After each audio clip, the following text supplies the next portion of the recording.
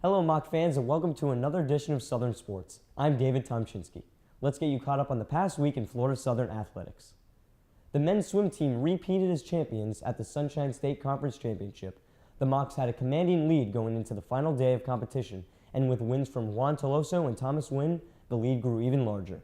The men took down second-place Tampa by over 150 points. After their conference victory, the second-ranked Mocs now look ahead to the national championship in March. After splitting a doubleheader with Flagler earlier in the week, the Lady Mocs softball team swept a doubleheader against Western Ontario on Friday. Chelsea Ogilvie was the story in Game 1 as she tossed a complete game shutout as the Mocs edged Western Ontario 2-0. The Lady Mocs won by the run rule in Game 2 with a 12-4 victory in 6 innings. Kylie Stearns had 2 RBIs and Christy Bailey brought the big bat as she went 6 for 7 with 4 RBIs on the day. Mocs baseball started off a busy week with a loss to St. Leo. The men would bounce back on Friday as they beat Claflin in the first of 3 games in a 12-inning showdown. Center fielder Keith Curcio had 2 RBIs, and this week's Sunshine State Pitcher of the Week, Clay Chapman, had himself a 7-inning, 10-strikeout night as the Mocs won 4-3. FSC would sweep the series in a doubleheader with Claflin on Saturday. Starting pitcher Jake Popovich struck out 4 in 5 strong innings, taking Game 1 3-2. Game 2 was not as much of a thriller as FSC had a satisfying 6-0 win. The men will be in action again when they face the Detroit Tigers on February 25th at Joker Merchant Stadium. The women's swim team finished as runner-up to Tampa at the Sunshine State Conference Championship. The Lady Mocs had strong performances all meet long from several swimmers, including Kelsey Gouge and Lauren Reynolds. Defending national champion Allie Crenshaw was named swimmer of the meet after setting a meet record in the 200 freestyle. The Lady Mocs now look ahead and prepare for the national championship. Women's basketball showed the rest of the league what they're capable of doing. The Lady Mocs nearly erased the 16-point deficit behind clutch three-point shooting and the inside play of Kristen Strawbridge, but unfortunately fell just short as St. Leo held on for an 82-76 win. We were able to sit down with Morgan Lamberg to talk about the season. Tony D'Angelo has more.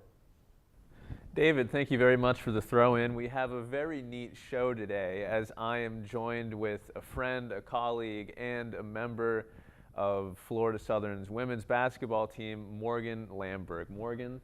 Tony. Thank you very much for coming on the show. No problem. It's always nice having athletes here. I appreciate you taking time out of your day. We are here to talk some mock basketball. Does that sound good to you? Sounds great, yeah. Cool. All right, it is my understanding that you are, with Taylor going down to injury, you're the only senior on your roster. Yes, right? that is correct. Now, what kind of role has that given you this year with helping other players and transfers on your team? Well, this year now, since Taylor's out and she's been doing a good job being a leader on the sideline, I've taken more of the on-court leadership role. So I'm a lot more vocal than I would have otherwise been because Taylor's usually the point guard and she is good at leading and organizing the team. So now I've had to kind of help take over with that role. But other people have also stepped up to help fill the void. Okay. Now, you guys started a little sluggish to maybe start the season off, and you guys have looked better of late. Your games are closer. You've won a couple more games. What have you guys done? What has been attributed to the success that you guys are starting to experience now? I think it just comes down to experience. We have a really young team this year with a lot of new girls who either transferred in or are freshmen. So I think their experience on the court has really helped, and everyone's been putting in a lot of time in the gym, and experience leads to a more comfortable atmosphere. People are more comfortable on the court now and doing more for us. So. Okay. Well, now you're talking about other players. That's a good segue into the next part. What players do you think have really showed signs of playing some good basketball and stepping up for you guys?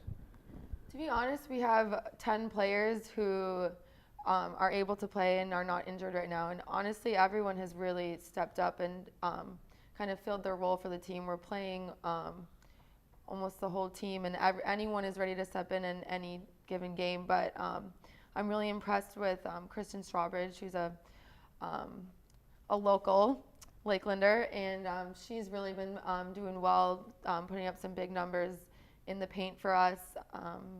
Kashala Thompson is our go-to three-point shooter, and Allie Sanders has really taken over the point guard role for Taylor since she's been out, and she's been doing really great too. So.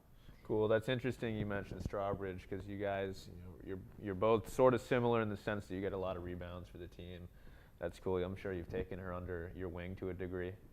In a way, yeah. I think with any new player, especially a freshman who shows so much potential, I try to show her the ropes a little bit so she sees just how good she can be. I think she'll be one to watch the next 3 years, and I'm excited to see how she does. Cool. Okay, we'll get you out on this last question here. You guys have Tampa coming up on the road, a very tough team. And then your senior day is you guys are hosting Rollins, and then the conference tournament.